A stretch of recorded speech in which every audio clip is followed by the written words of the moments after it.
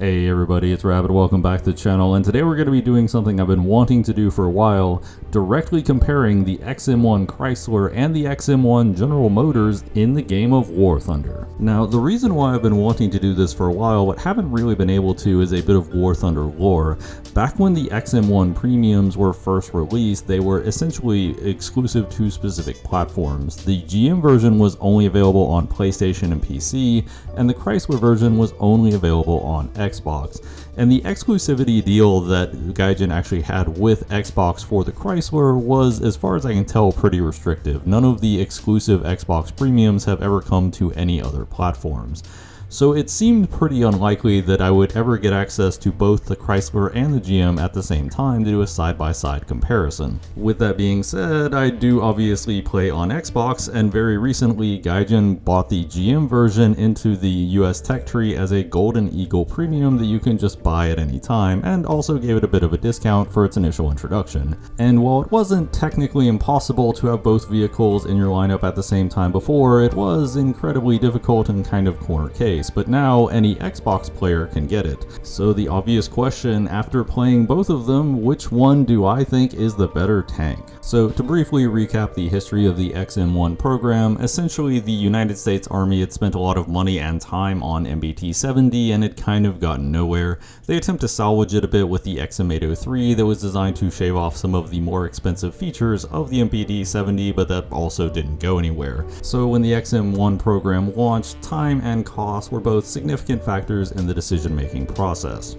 After the initial round of testing, the Army came back with some feedback for both General Motors and Chrysler. While Chrysler did make some refinements to their design, General Motors didn't, and these refinements, combined with the two vehicles being relatively similar in general, and combined with the Chrysler using the preferred gas turbine engine, ultimately resulted in the Chrysler prototype winning the contract. Now, while there are a lot of myths online that the GM prototype secretly won, but the Department of Defense wanted to bail out Chrysler, there's not really any paper trail indicating that that was the case. In terms of testing, the two vehicles were broadly pretty similar. While the generals in charge of the XM-1 program were interested in attempting to put the gas turbine from the Chrysler into the GM model to see how it would perform, this was ultimately nixed at the highest level due to time and cost constraints.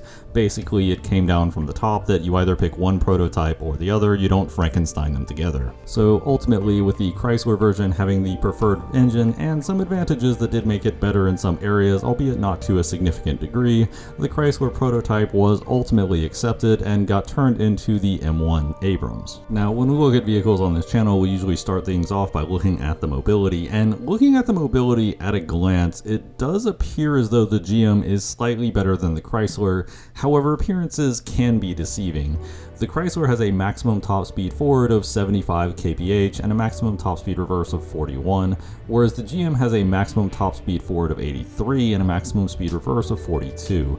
Both of them have the same horsepower engine, although the Chrysler is a little bit lighter, so the Chrysler has a narrow advantage in terms of horsepower per ton. With that being said, as soon as I look at the stated top speed of the XM-1 GM of 83 kilometers an hour, my immediate thought is maybe if you drove it off a cliff. That's not to say that I think the XM-1 GM is slow by any means, but as soon as you hit about 50 or 60 kph, depending on the terrain, you would run into a bit of a brick wall in terms of acceleration, and this was even more pronounced if you were on uneven terrain. I don't think there was a single game where I actually got it up to 83. Meanwhile, the XM-1 Chrysler with the gas turbine had a slightly better power to weight, but also has much better RPM, so it has more immediate acceleration. So if you just have the two vehicles in a drag race on flat level ground and try to see which one will hit the higher top speed, the GM will ultimately come out on top. I found anecdotally that in the vast majority of cases, the Chrysler performed better and subjectively felt more mobile, simply because it had more horsepower per ton, only slightly, and better RPMs. This meant the vehicle had better immediate acceleration, so if you wanted to take a shot then immediately back off of a hill, the Chrysler was slightly better at it, and also meant the Chrysler generally hit its top speed a little faster. So compared to the GM that rarely if ever hit its top speed, the Chrysler just subjectively felt like the quicker and more nimble of the two vehicles. It's really one of those situations where you play the two vehicles side by side and then you look at the paper stats, and the paper stats just don't align with your experience. The paper stats say the GM is faster, but subjectively playing them, the Chrysler definitely felt faster in the majority of situations. And the difference between these two vehicles became especially pronounced as if you had soft ground like mud, or if you had an incline such as a hill, then the Chrysler would really just pull away from the GM rather noticeably. The next aspect that I want to look at is the protection, and the protection is not just overall armor, but it's also things like the internal layout. So if we look at the frontal armor profile of the Chrysler and the GM, and I do want to put a side note on this frontal armor profile is against a very mediocre shell for its battle rating. Quite a few of the shells that you'll fight can essentially click on both these vehicles anywhere, but this is just for demonstration purposes to show you how prominent the weak points are, or specifically where the weak points are located as well. Now, a few immediate things that you'll notice on the Chrysler is that because the gunner's sight is actually inset into the turret, it does present a bit of a weak point, and a shot to the gunner's sight will often take out both the gunner and the commander. With that being said, however, it is kind of noticeable when playing the Chrysler that while the breach is a weak point, only part of it is. The top part of the breach is actually angled pretty heavily to where if the shell doesn't have a lot of penetration, it can sometimes bounce. Additionally, the upper front plate of the Chrysler is pretty steeply angled, so it will occasionally block shells, even shells that should penetrate, especially if they catch it at a bit of a weird angle. The lower front plate and turret ring are both fairly weak. Now, if you pan the camera over to the GM model, there's a few features that immediately pop out. The first one is that because the gunner sight is all the way to the left-hand side of the turret as you're looking at it, this means that you don't have that weak point in the turret. However, the entire breach is a weak point, whereas the Chrysler does have some parts of the breach that are a little stronger. The turret ring on the GM is also subjectively a little bigger, but in practice both of them are about the same in terms of how easy they are to hit. The real weakness that you're going to notice though is when you start getting into the hull, because the angling on the hull upper front plate is nowhere near as severe as it is on the Chrysler, and this means that the vast majority of vehicles at its battle rating can just click on the middle of the GM and go straight through it. It really isn't that durable in terms of its overall hull armor, and you can see even against this modest shell that as long as you don't hit the very edge of where the two plates meet, it's probably just going to go straight through. What this ultimately means for the GM is that unless the GM is hull down, its armor is actually going to be less reliable than it is on the Chrysler. Now, obviously in War Thunder, raw armor thickness isn't the only factor in whether or not a vehicle can survive. Both of the XM-1s have a bustle rack that has 24 rounds in each side for a total of 48 rounds in the bustle rack. Both of them have hull stowage as well. However, the GM has a lot more hull stowage than the Chrysler, so if you do accidentally take max ammo in the GM, you're going to be in for a much worse day than you are in the Chrysler. It's also pretty notable that while the crew positions in the turret on both tanks are effectively identical, the crew positions in the hull actually aren't. If you look at the Chrysler, you'll notice it has basically the same configuration you have on a standard Abrams, where you have the driver that is then surrounded by fuel tanks, and anybody who's played War Thunder for a while is aware that if a round passes through a fuel tank, the fuel tank doesn't generate secondary shrapnel. So this does create a bit of an artificial layer of additional hull protection for the XM-1 Chrysler. And if you look at the GM only has a very small fuel tank in front of the hull ammo stowage, and the driver is actually offset to the left. Now, in some scenarios, because the GM's driver is offset to the left, the GM can sometimes survive hits that the Chrysler wouldn't, because while the gunner and the commander are on one side of the tank, the driver and the loader are on the other side of the tank. So you don't necessarily get 3 crew members in a line while you can do with the Chrysler. That being said, the Chrysler having the more steeply angled upper front plate and also the fuel tanks in the front does definitely make it more durable if the enemy can see the front of your hull. And this is probably also a good time to emphasize that while the GM is a little slower than the Chrysler, it is still quite fast for a 9.3 MBT and can easily outrun the majority of the other vehicles that you're going to be competing with. And this also means that both of these vehicles can make themselves a pretty annoying target if they really want to, especially because both of them have very solid reverse gears, which again isn't exactly standard at 9.3. So while on paper, if you have time to aim and line up a very precise shot, you can take apart either of these vehicles. If these vehicles are moving and trying to make themselves a harder target, the minor differences in their layout will start to become more apparent as you play them, and the Chrysler subjectively will feel like it is better at taking a hit. Now there is one last feature that I want to note about both the Chrysler and the GM, and it is a bit of a deficiency on both vehicles because the vast majority of vehicles at this battle rating have it, and that is neither of these vehicles have smoke grenade launchers, which is kind of annoying if I'm being honest. You'll definitely have some scenarios where a complete lack of smoke grenades will get you in trouble where you otherwise would have been fine, or you would have at least had a chance. And lastly, we're moving on to the firepower aspect, and this is where the two vehicles are going to feel the most similar because honestly their guns are effectively identical but not quite. We'll go over some minor differences. Now of note, you do have a roof-mounted rifle caliber machine gun and a roof-mounted heavy machine gun for both vehicles. Additionally, the vehicle is fully stabilized with a laser rangefinder and some Generation 1 thermals. Now at this battle rating, things like laser rangefinders and Gen 1 thermals and stabilizers are common, but they're not exactly standard. You can especially run into vehicles like some of the Soviet era T-72s that do have some of these features but lack key features like thermal imaging. This also brings up a rather interesting, but to be honest, exceedingly minor difference between the two tanks. While they both have identical reloads and they both have the same gun depression at -10 degrees, the GM only has an elevation of 15, whereas the Chrysler has an elevation of 20. However, the GM does have a turret rotation speed of 40 degrees per second, whereas the Chrysler has a rotation speed of 36 degrees per second on an ace crew, obviously. And the entire time playing these vehicles, I never even noticed that they had a difference in these areas. I didn't notice the XM-1 Chrysler being any more sluggish to rotate the turret, and I didn't notice the XM-1 GM lacking a few degrees of gun elevation. So these are features that, while they are technically differences and could in very specific situations be a downside, often just didn't come up in the games I was playing. As far as ammunition for the main gun, which is a 105mm, essentially L7 copy, it's the American M68, you do get access to an armor-piercing discarding Sabo round, and honestly I think this is just for completion's sake because there's really no reason why you would ever use it. These are both premium vehicles, which means you have all of your upgrades from the word go, so using a subpar ammunition is not really going to get you any real benefit. So honestly, there's no reason to ever load this in your tank, and you should definitely just ignore it. And in a very similar vein, the tank also has access to a high explosive anti-tank fin stabilized round, M456. It's standard for basically every tank that uses the L7 cannon around this battle rating. Not really anything to write home about. You can take a few of them if you really want to. There are some targets where they're optimized to engage, but realistically not many. The shell that I vastly prefer if you do see light targets is actually the high explosive squash head or HESH round, the M393A2. This is actually a pretty solid round for dealing with light vehicles, but can also be pretty solid if all you can see is, say, the roof of an enemy or the cupola of an enemy for potentially knocking them out or knocking out things like breaches.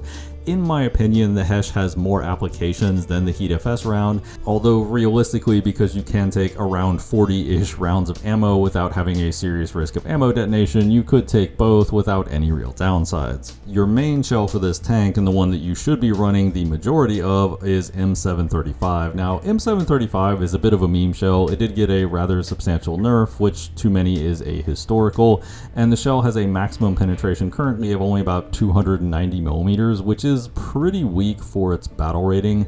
It's good enough to go through the vast majority of weak points you'll encounter, but there are some tanks that will become more annoying when using this shell than when using other shells.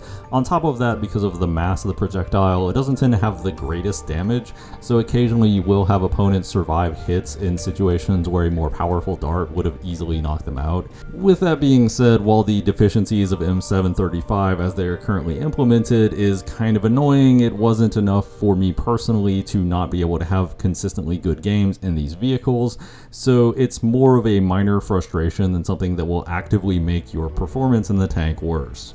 Generally speaking, as long as you know where to aim and you can click on it fast enough, you will still win the majority of your gunfights, even as unimpressive as M735 is. And the last round is good old M416, which is a smoke shell. And normally on the 105 tanks, I'm not that bully about taking smoke shells. I might run one or two if I feel like I have the inventory space.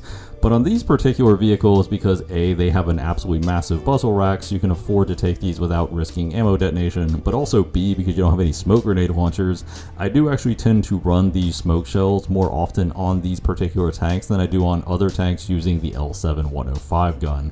Realistically, if you're in a situation where you need to smoke, this is your only option, so it's probably not a bad idea to carry around one or two of these just in case. On the whole, I would say anecdotally I didn't really notice much of a difference in terms of either of these tanks' ability to effectively engage targets. They both seem to hit and kill opponents the same way, they both have the same ammo, they both have the same machine guns. The minor differences in terms of turret rotation speed and elevation angles didn't really affect any of the fights I was having with either of them, so they're both pretty solid, only really held back by a kind of underwhelming top dart. So in our little mini XM-1 competition, who ultimately comes out on top?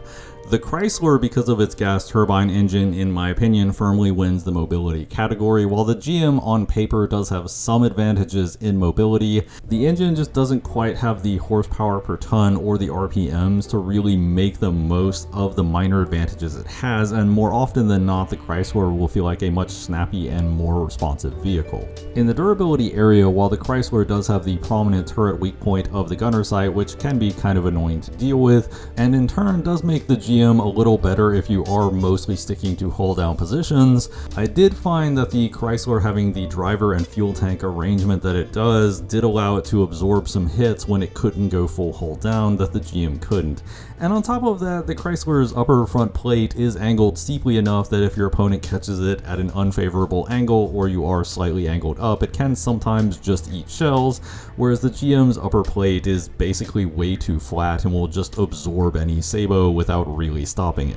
Going into gun handling, and honestly the two tanks felt identical. I would be stretching it a bit if I were to say either of them was definitively better in terms of gun handling. Sure, in some really niche scenarios the advantages or disadvantages of one or the other will come up, but it just kind of didn't in any of my games, and even in scenarios where it could theoretically have come up, I just didn't even notice the difference between the two tanks. I didn't even realize there was a difference in gun handling stats until I checked the stat card, so that by itself should tell you everything you need to know about how relevant it is. Of course, this brings us to our last and the most interesting factor, and that is the battle rating of the two respective tanks. Currently, the Chrysler is at 9.0, which means it cannot see the Russian 10.3 lineup at all, whereas the GM is actually at 9.3 and it can see up tiers into things like the T80UD pretty much every match.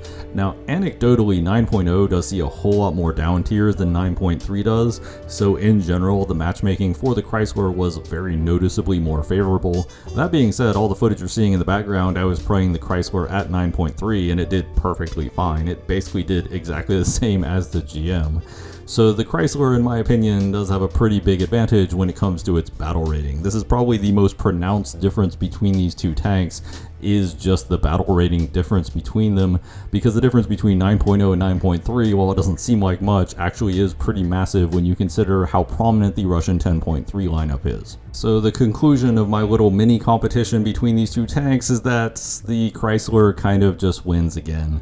Even if the two tanks were at the same battle rating, the Chrysler just generally has better dynamics than the GM, and honestly, the extra little bit of durability you get from having the fuel tank and driver arrangement in the front of the hull is really not nothing and will definitely save you in some situations. So the fact that they are at different battle ratings just really puts an exclamation point on the fact that the Chrysler is the better of the two if you do have the opportunity to buy one or the other. With that being said, I don't want anybody coming away from this video thinking that the GM is trash. The GM is an excellent vehicle. It's easily one of the best 9.3s in the game. While the shell is kind of annoying, it performs very well in basically every other aspect. It's just slightly outclassed by the Chrysler. I think both of them are actually pretty good pickups to play the American tech tree in general, and they're both pretty solid premium vehicles that are unique enough that they stand out, but are not completely overpowered either. I personally absolutely love playing both of these vehicles, and I'm happy that I finally get to have both of them in the same lineup. But those are just my thoughts on the matter. Let me know in the comments down below what you think of the XM-1s. Which one do you personally think is better, the Chrysler or the GM? And would you like to see Gaijin finally bring the Chrysler to a platform other than Xbox? I always love to hear from you guys. If you like the video, like and subscribe always helps out the channel. As always, danke bitte tschüss.